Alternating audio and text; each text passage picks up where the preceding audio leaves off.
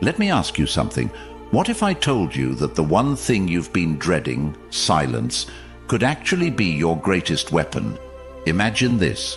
You're holding the key to unlocking emotional freedom, and it starts with doing absolutely nothing. Sounds too simple, right? But here's the kicker. Most people fail at no contact because they fall into the trap of thinking silence is weakness. Well, let me blow your mind. Silence is power. In this video, we're going to rip apart the myths around no contact, flip the script on what you've been told, and hand you the blueprint to turn emotional chaos into unstoppable strength. And you're here because you've tried everything, haven't you? Late-night texts, waiting for a reply that never comes, obsessing over why they left, and now you're stuck. You're thinking, does no contact really work? Or am I just torturing myself? Here's the brutal truth. Most people fail at no contact because they focus on the wrong thing, the other person. That's where you're going wrong. This isn't about them, it's about you. And the sooner you understand that, the faster you'll stop playing games with your own sanity. In this video, I'm going to give you 10 hard-hitting truths about staying strong during no contact, and we're not holding back. I'm talking about the stuff no one wants to say, the raw truths that will wake you up and change your life. But here's the deal. You have to be willing to hear it. No sugarcoating, no fluff, just raw, unfiltered truths that will make you rethink not just your relationships, but how you see yourself. By the end of this video, you won't just survive the silence, you'll own it. Stay with me until the end. Trust me, the truth will make you rethink every choice you've made in relationships. Ready to hear it?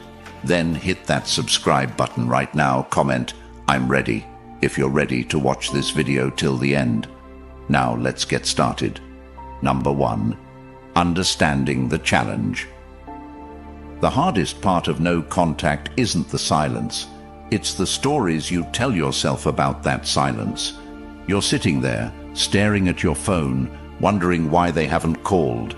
You start thinking, maybe they've moved on. Maybe they never cared. Maybe I'm not good enough. Let me stop you right there. These thoughts aren't reality. They're lies your mind creates to fill the silence. Here's the truth. Humans crave closure. We'd rather have a messy, painful answer than the discomfort of not knowing. But here's the hard pill you need to swallow. Sometimes no answer is the answer. Let that sink in. Silence speaks louder than words, but only if you're willing to listen. The challenge of no contact isn't just external, it's internal. It's about quieting the noise in your own head and recognizing that your value doesn't come from someone else's attention. Think about it like this. You've been running a marathon with someone who stopped caring about the race long ago. While you're sprinting, they're on the sidelines, watching you exhaust yourself. No contact is the moment you decide to stop running and catch your breath. It's not giving up, it's giving yourself a chance to recover. And let's not sugarcoat it. It's going to hurt. Like ripping off a bandage, the pain is sharp and immediate. But what's the alternative? Staying in a cycle of hope and disappointment, clinging to breadcrumbs of attention? You deserve more than that. You deserve the whole damn loaf. Now I know what you're thinking, but what if they forget about me? Let me flip that question around. What if they don't? What if your silence forces them to see what they've lost? The truth is, people only value what they fear losing. When you stop being available at their convenience, you stop being taken for granted. That's not manipulation. That's self-respect. Every time you feel the urge to text them, ask yourself this: what am I really hoping to achieve? If the answer is anything other than your own peace of mind, don't hit send. The silence you're avoiding is the very thing that will set you free. Number 2. The power of emotional detachment. The reason no contact feels so impossible is because you've tied your happiness to their actions. If they text, you're happy. If they don't, you spiral. That's not love, it's dependency. And here's the kicker. They feel it. People can sense when you need them more than they need you, and it gives them all the power. Emotional detachment isn't about shutting off your feelings. It's about reclaiming your power. Right now, your emotions are like a puppet on a string, and they're holding the controls. Every time they ignore you, you feel worthless. Every time they reach out, you feel validated. But what if you cut the strings? What if you stopped letting their behavior dictate your worth? Here's a secret most people won't tell you. Detachment makes you irresistible. Why? Because people are drawn to those who don't need them. The moment you stop seeking their validation is the moment you become intriguing. It's human nature. We want what we can't have. But let's take it deeper. Emotional detachment isn't just about them. It's about you. It's about learning to find peace within yourself. Think of it like this. If you're standing in the middle of a storm, you have two choices. You can either fight the wind and get blown around, or you can stand still and let it pass. Detachment is standing still. It's recognizing that you can't control the storm, but you can control your reaction to it. Here's a practical step to start detaching emotionally. Create distance, not just physically, but mentally. Every time you catch yourself thinking about them, redirect that energy to something productive. Start a project, learn a skill, hit the gym. Do anything that reminds you of your own capabilities. The more you focus on yourself, the less power they have over you. Detachment isn't a one-time decision. It's a daily practice. You'll have moments of weakness, and that's okay. Progress isn't about perfection. It's about persistence. Keep showing up for yourself, even on the days when it feels impossible. Number 3. Trusting your decision. You've decided to go no contact, but now the doubts are creeping in. What if I'm making a mistake? What if they think I don't care? What if they move on? Let me stop you right there. These thoughts are fear talking, not logic. And fear has one job: to keep you stuck. The decision to go no contact isn't just a strategy, it's a statement. It says, I value my peace more than your attention. I choose myself over this cycle of hurt. And that's a choice most people are too scared to make. They'd rather stay in the comfort of dysfunction than face the discomfort of growth. But let me ask you this. What has chasing them ever gotten you? Has it made them love you more? Has it brought you peace? Or has it left you feeling drained and defeated? No contact isn't about punishing them. It's about saving yourself. It's about stepping back and giving yourself the space to heal. No contact isn't about waiting for them to come back. If that's your goal, you're missing the point. This isn't about them. It's about you. It's about breaking free from the need for their validation and learning to stand on your own 2 feet. Think of it like this. If you were building a house, would you use materials that are broken and unstable? Of course not. Relationships are no different. You can't build something healthy with someone who doesn't respect you. Trusting your decision to go no contact is about recognizing that you deserve better and refusing to settle for less. Here's an exercise for when doubt creeps in. Write down the reasons you chose no contact in the first place. Be brutally honest. Maybe they disrespected you. Maybe they didn't prioritize you. Whatever the reason, put it on paper. Then, whenever you feel tempted to break no contact, read that list. Let it remind you why you made this choice and why it's worth sticking to. And here's the truth most people won't tell you. No contact doesn't guarantee they'll come back.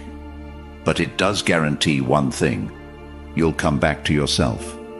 You'll rediscover the parts of you that got lost in the relationship. You'll remember what it feels like to be whole, not because someone else completes you, but because you complete yourself. Trusting your decision is about playing the long game. It's about choosing growth over instant gratification. Growth is never easy, but it's always worth it. So the next time you find yourself questioning your choice, remember this: the person you're becoming is worth the discomfort of letting go. Number 4. Embracing discomfort. No one likes discomfort. It's why we cling to toxic relationships, send that desperate "Hey, how are you?" text, or stalk their social media late at night. But here's the harsh reality: growth and comfort cannot exist together. You can have one or the other, but never both. If you want to become stronger, wiser, and more self-assured, you have to get comfortable with being uncomfortable. Discomfort during no contact isn't a punishment, it's a transformation. Think of a butterfly struggling to emerge from its cocoon. It's painful, messy, and slow. But without that struggle, the butterfly's wings wouldn't develop the strength to fly. You're in that cocoon right now, and the silence. That's your transformation in progress. But here's the trap most people fall into. They think discomfort means they're doing something wrong. You start to question yourself, wondering if breaking no contact would feel better. Spoiler alert, it won't. Reaching out might give you a fleeting sense of relief, but it comes at the cost of your long-term growth. And let's face it, if they wanted to talk to you, they would have by now. Discomfort shows you where the cracks are in your foundation. Maybe you relied too heavily on their attention for your self-worth. Maybe you ignored your own needs to prioritize theirs. Whatever it is, the pain you feel isn't here to punish you. It's here to guide you. Next time you feel that unbearable urge to break no contact, sit with it. Don't distract yourself. Don't run from it. Just let it wash over you like a wave. Notice how the feeling rises, peaks, and then fades. That's the thing about discomfort. It's temporary, and every time you resist the urge to react, you're teaching yourself that you can survive without them. Think about it. Every painful moment you endure is a deposit into your self-respect bank. It's proof that you value yourself enough to face the hard stuff head-on. And let's be real, nothing worth having ever comes easy. Embrace the discomfort, because on the other side of it lies the version of you that you've always wanted to be. Number 5. Purpose over validation. Most of us spend our lives performing for people who don't even deserve to sit in the front row of our story. You know what I'm talking about. Posting that "look how happy I am" photo on Instagram, hoping they'll see it and feel a twinge of regret. But let me ask you this. Why are you living for their validation when you could be living for your purpose? Validation is like junk food. It gives you a quick hit of satisfaction, but it leaves you feeling empty and craving more. Purpose, on the other hand, is like a home-cooked meal. It takes longer to prepare, but it nourishes you in ways that last. During no contact, your purpose is your anchor. It's the thing that will keep you grounded when the silence feels overwhelming. What does living with purpose actually look like? It means asking yourself, what can I create, achieve, or improve in my life that has nothing to do with them? Maybe it's a fitness goal you've been putting off. Maybe it's finally starting that side hustle you've always dreamed about. Or maybe it's as simple as becoming the kind of person who inspires themselves. Imagine someone who spent years in a relationship where they always played second fiddle. They were constantly seeking approval, bending over backward to keep the peace. After the breakup, they went no contact and poured all that energy into building their dream business. Today, they're thriving, not because they got their ex back, because they got themselves back. Living with purpose doesn't mean you stop caring about what happened. It means you stop letting it define you.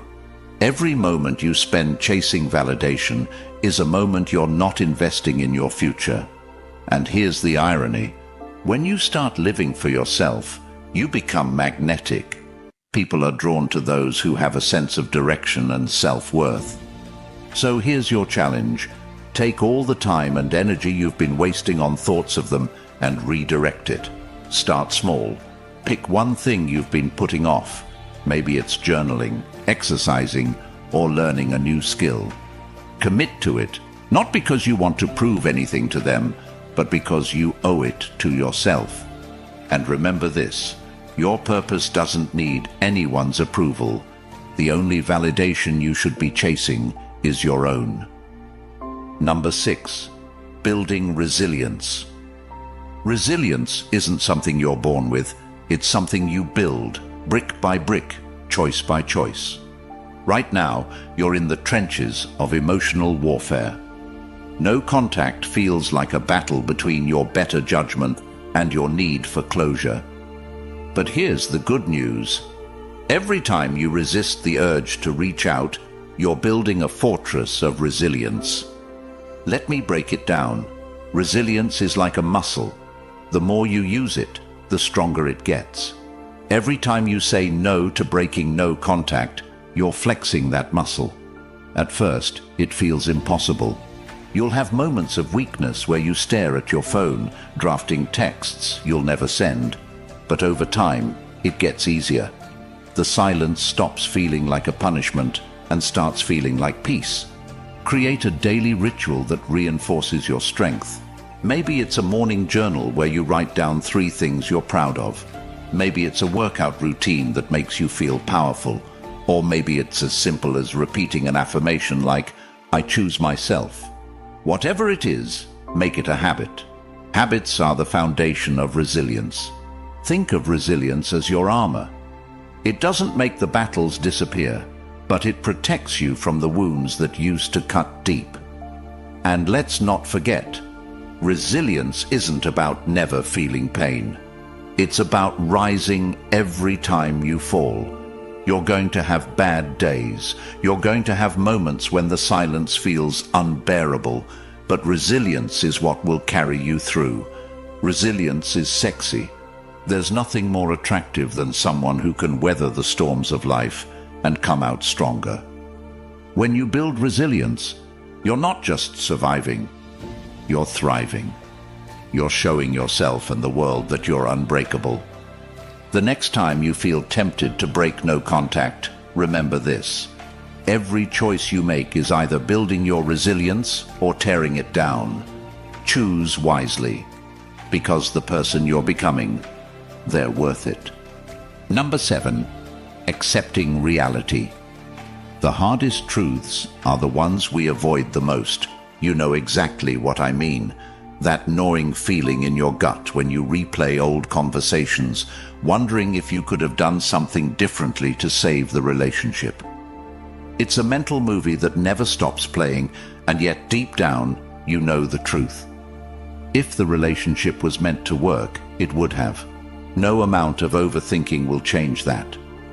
Sometimes love isn't enough. Sometimes people aren't ready for the kind of connection you offered. And sometimes they simply don't value you the way you deserve to be valued. Let that sink in for a moment. It's not about blaming them or blaming yourself. It's about accepting that not every chapter of your life will have a happy ending. And that's okay, because endings aren't failures, they're transitions. Most people resist reality because it's painful.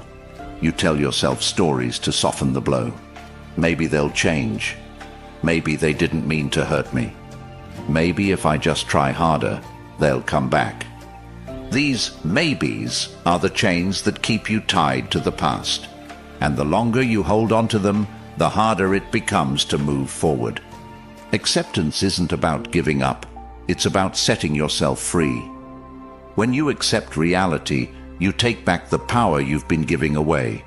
You stop waiting for closure from someone who's never going to give it to you. You stop hoping for an apology that might never come.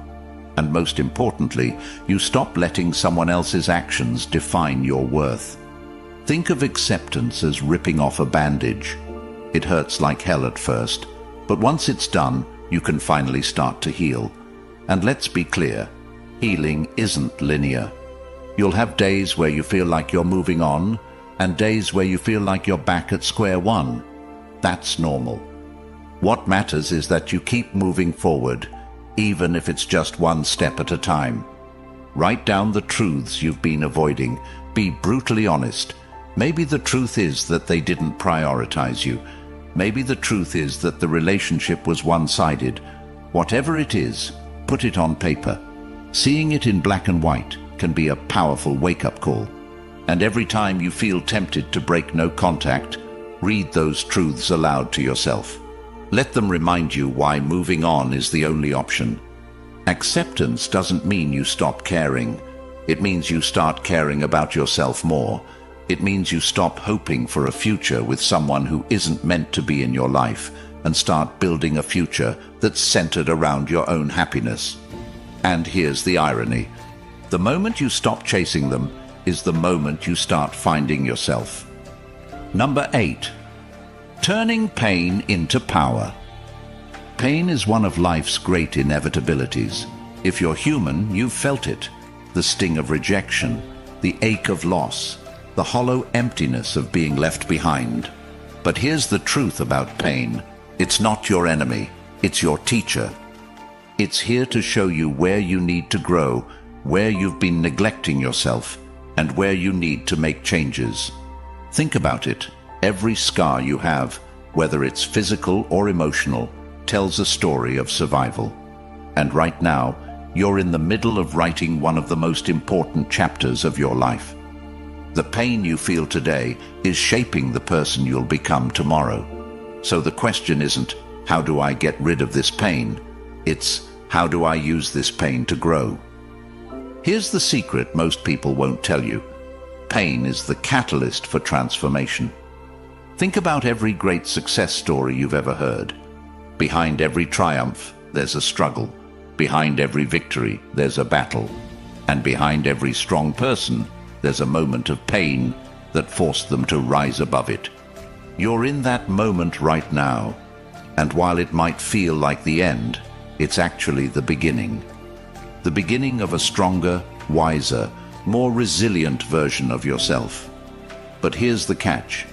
You have to be willing to face the pain head on. You can't numb it with distractions or run from it with quick fixes.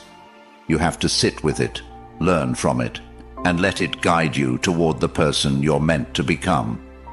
Let me give you a practical way to turn your pain into power. Channel it into something productive. Start by asking yourself, what have I been neglecting in my life? Maybe it's your health, your career, or your personal goals. Whatever it is, use the energy of your pain to fuel your growth.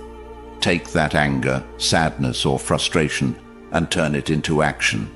Sign up for a class, hit the gym, start a journal. Do something, anything, that reminds you of your own strength. Here's another secret. Pain has a way of revealing your true priorities. When you're in the thick of it, you start to see what really matters. You realize that the approval of one person isn't worth sacrificing your peace. You discover that your worth isn't tied to someone else's ability to see it. And you learn that the only person who can truly complete you is yourself. And let's talk about the ultimate transformation. Turning pain into purpose. This is where the magic happens. When you take your pain and use it to help others, it becomes more than just a burden. It becomes a gift. Maybe your experience inspires you to create something meaningful. Maybe it motivates you to support someone else who's going through a similar struggle. Whatever it is, turning your pain into purpose is one of the most powerful things you can do. Here's a challenge for you. Think about how your pain can make a positive impact. Maybe it's sharing your story to inspire others. Maybe it's volunteering your time to a cause you care about. Or maybe it's as simple as showing kindness to someone who needs it. Pain has a way of connecting us, and when you use it to uplift others, you're not just healing yourself, you're healing the world around you. Turning pain into power isn't about pretending everything's fine. It's about using your struggles as stepping stones to become the person you've always wanted to be. So the next time you feel overwhelmed by the weight of your emotions, remember this. Every great story begins with a challenge, and this is yours. Number 9. Shifting focus to growth. Your focus is probably all over the place. You wake up thinking about them, you go to bed thinking about them, and every moment in between is filled with questions. What are they doing? Are they thinking about me? Have they moved on? These thoughts don't just steal your peace, they trap you in a cycle of stagnation. Every moment you spend fixated on someone else is a moment you're not investing in yourself. Think about that for a second. You're pouring all your energy into a situation you can't control while neglecting the one thing you can, your own growth. That ends today. Shifting your focus isn't just about distracting yourself, it's about redirecting your energy towards something meaningful. It's about asking yourself, what can I build, learn, or achieve that has nothing to do with them? And let me tell you, the possibilities are endless. Imagine if all the time you've spent overthinking was instead spent on self-improvement. Picture yourself signing up for that fitness class you've been avoiding, or finally starting that business idea that's been sitting on the back burner. What if you turned your heartbreak into the fuel for your next big achievement? That's the power of shifting your focus. Make a list of 3 things you've always wanted to do, but kept putting off because of your relationship. Maybe it's traveling, picking up a new skill, or even something as simple as reading a book that inspires you. Commit to doing one of those things this week. Don't just think about it, take action. There was a man who, after a painful breakup, decided to pour all his energy into fitness. He started small, just a few minutes of exercise a day. But as weeks turned into months, he transformed not just his body, but his entire mindset. By focusing on his growth, he regained his confidence and discovered a strength he didn't know he had. And guess what? His ex eventually noticed, but by then he didn't care. He was too busy thriving. Shifting your focus isn't about forgetting them, it's about remembering yourself. It's about reclaiming the parts of you that got lost in the relationship and using this time to become the best version of yourself. And here's the irony. The more you focus on your own growth, the less power they have over you. Here's your challenge. Every time you catch yourself spiraling into thoughts about them, redirect that energy toward a personal goal. Think of it as a mental workout. The more you practice, the stronger your focus becomes. And before you know it, you'll realize that the person you've been obsessing over isn't the center of your world. You are. Number 10. Maintaining long-term peace. Here's the ultimate goal of no contact. Not just getting over someone, but building a life where your peace isn't dependent on anyone else. Because let's be real, what's the point of moving on if you're just going to let someone else disrupt your peace in the future? Long-term peace isn't something you stumble upon, it's something you create. Think of peace like a garden. It requires care, attention, and boundaries to thrive. And just like a garden, it's not a one-time effort. You can't plant seeds and walk away expecting flowers to bloom forever. You have to nurture it. You have to protect it from weeds, pests, and storms. And in the context of your life, those weeds are the people and situations that threaten your mental and emotional well-being. Let me ask you this. What boundaries have you set to protect your peace? If the answer is none, then it's time to change that. Long-term peace begins with learning to say no to toxic people, to unnecessary drama, and to anything that doesn't align with the life you want to build. Identify one area of your life where your peace is being compromised. Maybe it's a friend who constantly drains your energy, or a habit that keeps you stuck in the past. Whatever it is, take action to remove or address it. Your peace is non-negotiable, and anything that threatens it doesn't deserve a place in your life. But let's take it deeper. Long-term peace isn't just about avoiding negativity, it's about cultivating positivity. It's about filling your life with people, activities, and goals that uplift you. Think about the moments in your life when you felt truly at peace. What were you doing? Who were you with? Use those moments as a blueprint to create more of the same. And here's the part most people overlook. Peace isn't the absence of challenges. It's the presence of resilience. Life will never be completely free of stress or difficulties, but when you've built a foundation of peace, those challenges lose their power to derail you. Instead of reacting, you respond. Instead of falling apart, you adapt. That's what long-term peace looks like. There was a woman who, after a tumultuous breakup, decided to make peace her top priority. She started meditating daily, journaling her thoughts, and spending time with people who uplifted her. Over time, she noticed a shift. The things that used to trigger her, an unexpected text from her ex, a lonely Friday night, no longer had the same grip on her emotions. She wasn't just surviving, she was thriving. And that's the power of prioritizing peace. Here's your takeaway. Maintaining long-term peace is a choice you make every day. It's not something that happens to you. It's something you create through your actions, habits, and mindset.